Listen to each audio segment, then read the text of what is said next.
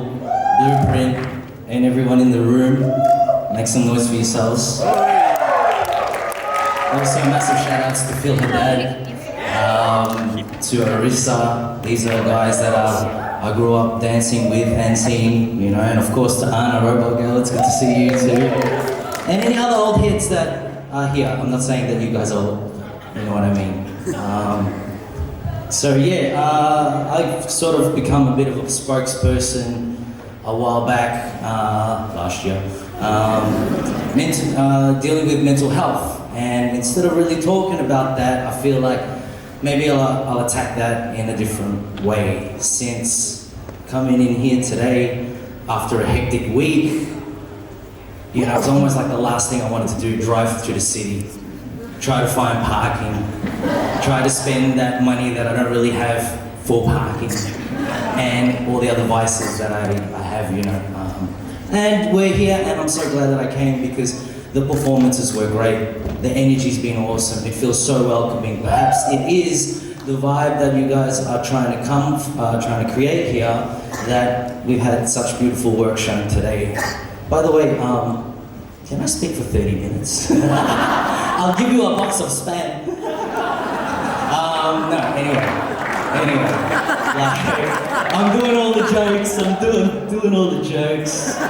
Doing all the jokes because I kind of want to come in on a bit of a serious tip. So I'm going to read you guys a quote. If my thumbprint would work. And it comes from a rap artist named Ari the Kid, or any of you guys who know him. And it comes from a song called A Dream, A Plan, from the album It Was Unwritten. So we're going to go into some trippy stuff here. And forgive me, apologies in advance if I lose you. I'm tangential like that. That's why I look like the way I look. Present myself the way. So, it's all a performance, isn't it? So, this is the quote, guys. While my youngins are snoring, if I preach, I'm boring. If I teach, I'm old, and they ignore it. If it's beef, they scroll, looking for it. If I don't sell it for cheap, they can't afford it. This last one's a bit weird. It's free, they call it weed retarded. It's kind of not right in today's PC culture, you know what I mean? But let's address each line there. While my youngins are snoring, if I preach, I'm boring. You know, for someone who's been dancing since 98, or technically 1990, when we all used to watch video hits or Rage in the morning and try to learn the moves from that. It's like, oh, what's this? I've said the story a million times, I'll say it again. My dad runs into the living room, he's like, Benny, Benny, your son's dancing. I'm going,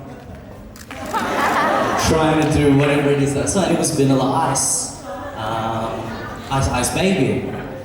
And so, you know, it's kind of like, we in your 20s or in your teenagers, you work your way up, living life the way you're expected to live it or you think you should live it. And if you're faced with unfortunate circumstances like me, then there's a massive question mark at the end of the day. You're like, well, did I do this whole thing right? And so I want to throw these sort of like theoreticals at you, yeah? And so, you know, I still want to talk, I still want to teach, but, you know, certain things happen that taught me anxiety, certain things that made me depressed, you know. I'm glad that I can laugh about it, but it's like, this is where, in this day and age, people my age, in their 30s and 40s and up, we should be hitting the social media hard and getting our words out and just planting those little seeds, you know. The talkers, the speakers before me and everyone that introduced their crews, we're all planting seeds. Us together, united today, is the seed that's being planted in a scene that seemed like it was really segregated for a minute. You know, like, oh, this crew's here, oh, that crew's here. I'm from the B-boy community, and it's like, where are the B-boys, except for that person?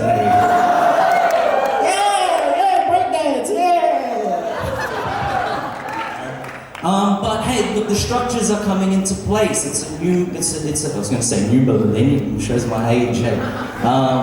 It's a new decade, and so there's a whole like revisiting of things. There's like things that are no longer useful anymore are being forgotten, and for some reason the old style is being brought back. You know, when one of the Kardashians started wearing like tracksuits again, I was like, oh damn, Puma's back, yeah, sick, you know, but not in the same context as when we were younger. It's like we saw it on a Missy Elliott clip, or we saw it on a rap video, and it's like, yeah, sick, that's fresh, and that was our guide. Now our guide is quite scattered, and we all come together from varied backgrounds and different knowledge, learning, understanding. We need more moments like this where we can share, you know?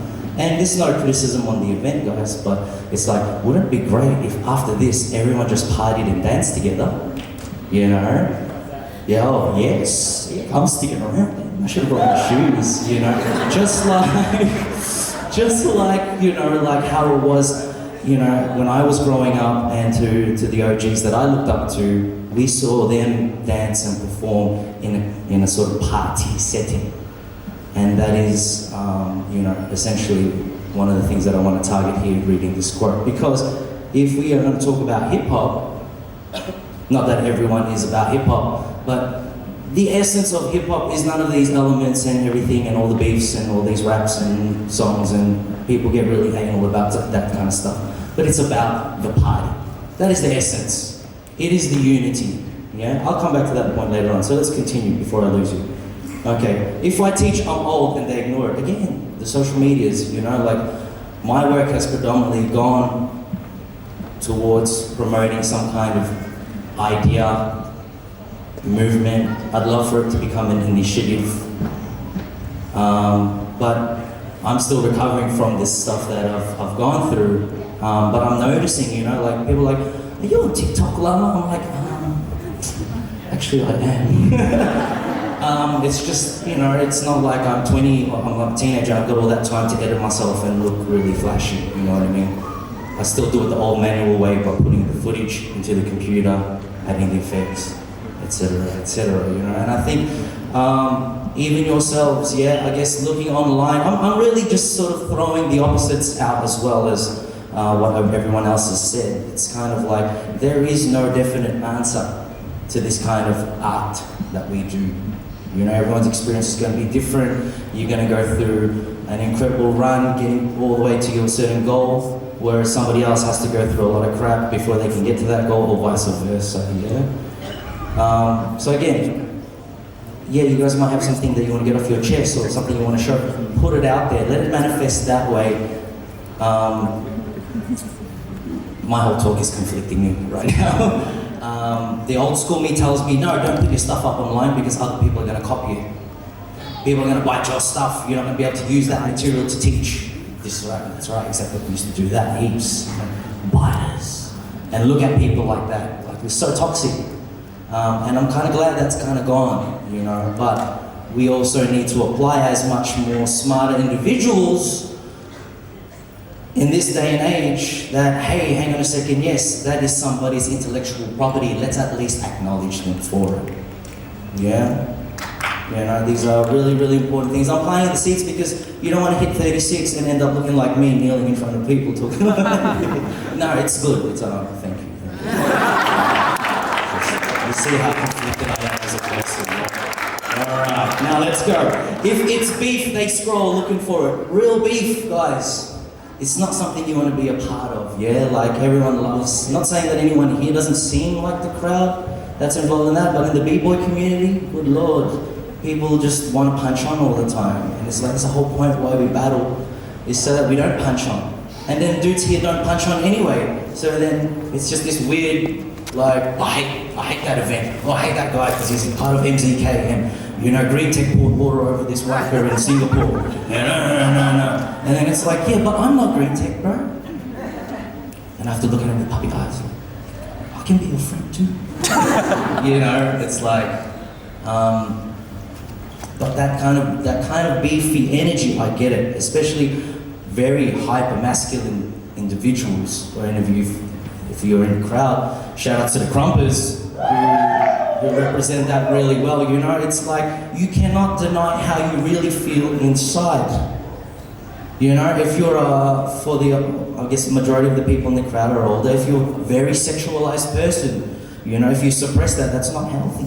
Yeah? If you're an overtly aggressive person, but you suppress that, that's not healthy. I'm not going to ask you to go and like unleash that on your poor partner or, you know, on like a person at a dance event. That's known to happen.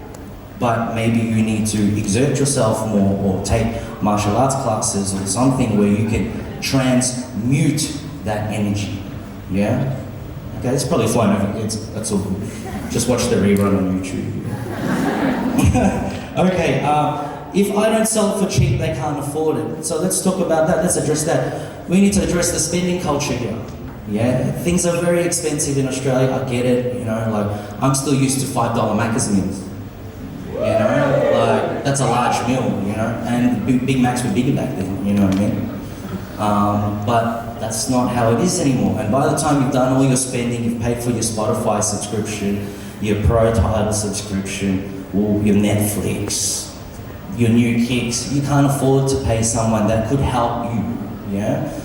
That sounds terrible, that sounded like a bad selling point, but you know, it's sort of like, as you guys grow old and your priorities start to settle in, you know, we need to think about those kind of things where what you do, what you say, where you put your money, where you put your attention, it all feeds back into this ecosystem.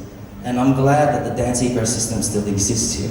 Because when we were younger, it was kind of like, we really didn't know where to go. We really didn't know where anything was. So there was a lot of biting going on in our time, and then we would actually go out to different train stations, different places where we heard that people were dancing. Now it's so convenient. Oh, what's on my Facebook? Oh, I got an invitation. Oh, Blueprint, what's this? Man. But you get so much now that it's almost really difficult to like pick and choose sometimes. Yeah? So if you just strip all that back and then go back to the essence of it, you know, besides being present and doing what you guys do, and you're doing it for the love, you know, shout outs to the last group that performed, that say they're a non-for-profit, for example, you know, that's a tough way to be right now, you know, and I've had my run-ins with that scene, but there's a lot of beautiful things out of non-for-profit, but at the end of the day, we all need to eat. Yeah, so you know, there's Patreon now, there's like GoFundMe, there's Kickstarter, there's things like that. But on a more local level, it's like, hey, especially if you're a parent, all the parents out here, you understand. It's like, yeah, I'll put this extra $5 that could go to my ciggies to my daughter's dancing. You know what I mean? As teenagers, as young people in your early 20s, students, perhaps maybe that's something that you've not really considered or given that much thought about. Anyways. If it's free, they call it weed retarded, all right? Forget about that. Hip-hop is free. Dance is free, yeah? What's this renegade business? Is that an online dance? Yeah, so is that the reason why you came out and then someone over here was able to do it, you were able to do it without knowing each other?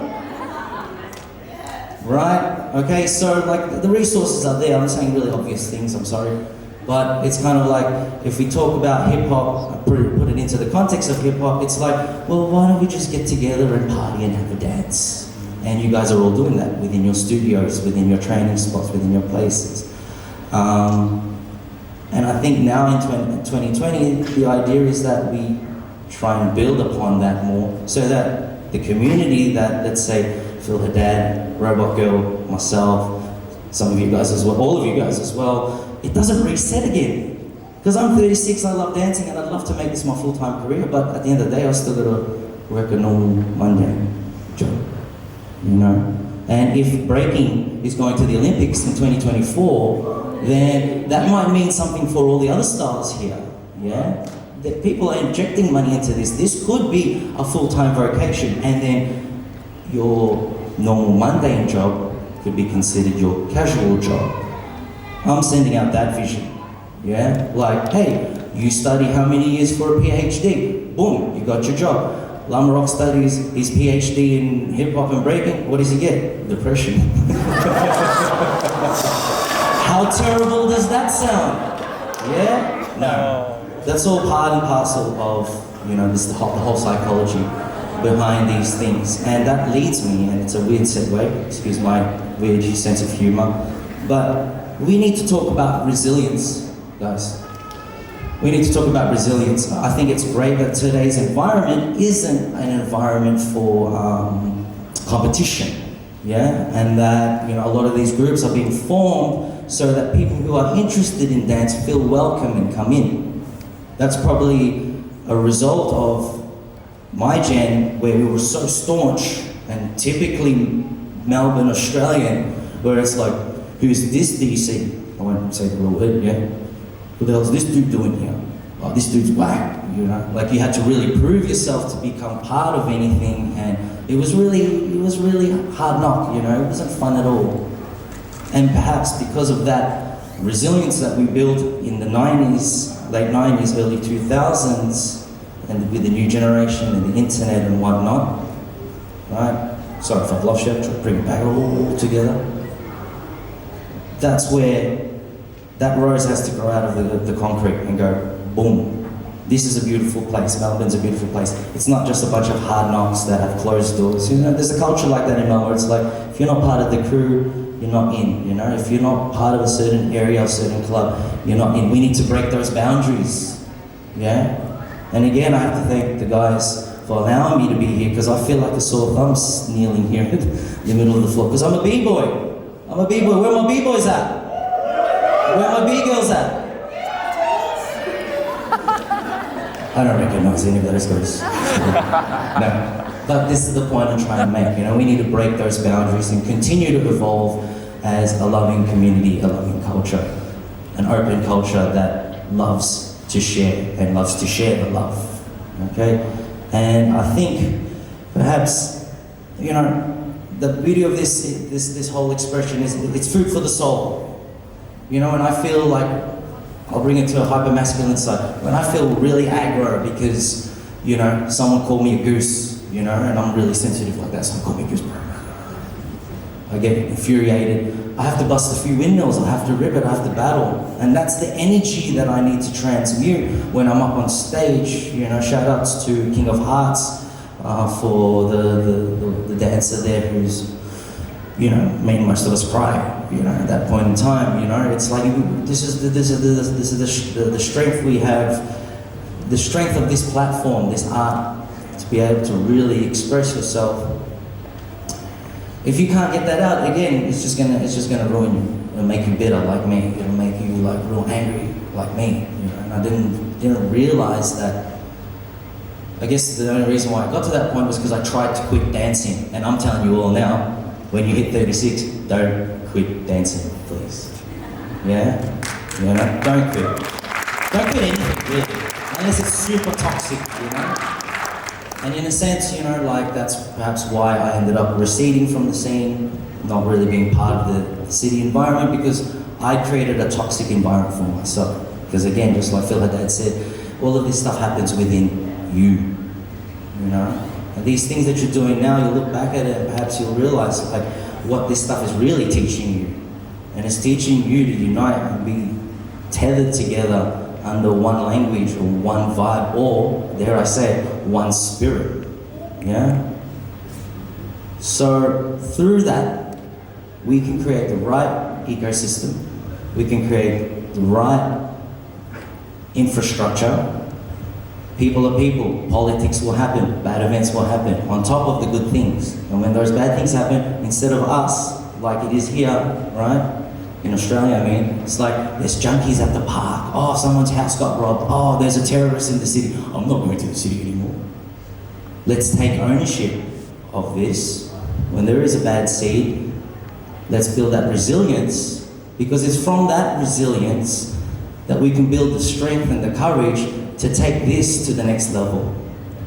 I feel like Melbourne has the ability, maybe not in competition, maybe in competition, but definitely within culture, Melbourne has what it takes.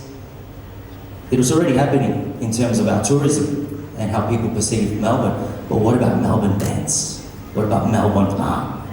Can we take that to the nth degree and shine even more than we are shining now? Thank you guys.